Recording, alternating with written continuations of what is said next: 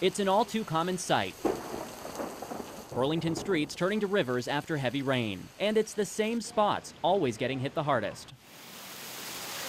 A recent National Weather Service study done by John Goff plotted where summer flash flooding occurred in the city. Many of the reports were clustered around one feature, an old ravine. With the help of Queen City history buff and former city councilor Gary DeCarolis, we travel back to the 1800s to find out why.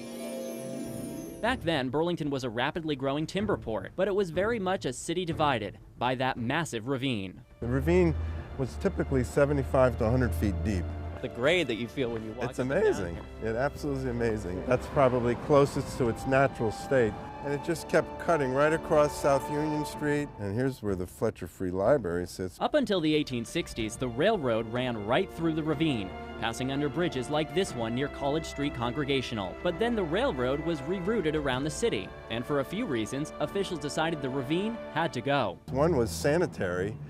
People were starting to dump all kinds of stuff into that ravine, and it became a health hazard. Old Burlington Free Press articles report some of that stuff included tomato cans and dead animals. Aside from the health risks, officials felt eliminating the ravine allowed for more development in the growing city. If you notice, on the second floor is the front door, and it's an example of how the city shaved the ravine down over time to just lessen the severity of it, exposing the basement, but leaving the front door up on the second floor now. What couldn't be leveled was filled. That fill, mostly sawdust and wood chips, can't fight the power of water hundreds of years later. When it pours, runoff still tries to find the lowest point, which is still the remnants of that ravine. It's created all kinds of infrastructure problems for the city, the Fletcher Free Library, our sewer system. It's just been, we've paid and keep paying a price for that down the road. This is King Street behind me, and you can still see the huge dip in the roadway right where the old ravine used to be. And just around the corner from here on South Winooski Avenue, the city now making major stormwater improvements. That's because the intersection of Main and South Winooski, sitting on top of the ravine, is a notorious flood spot.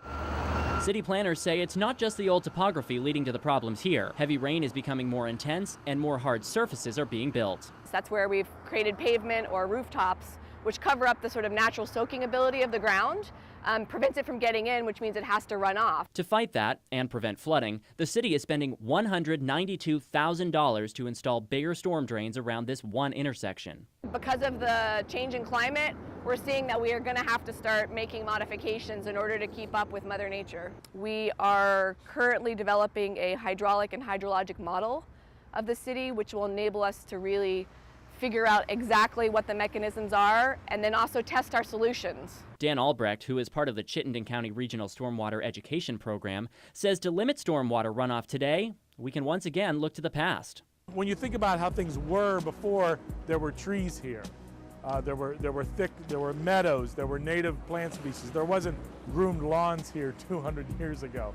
Albrecht says reclaiming that former landscape, at least in your yard, is possible by using a rain barrel or creating a rain garden. It's a small thing, but it helps spread the message to really be aware of, oh, the rain, oh, it's hitting the pavement, where's it going? You know, what can I do?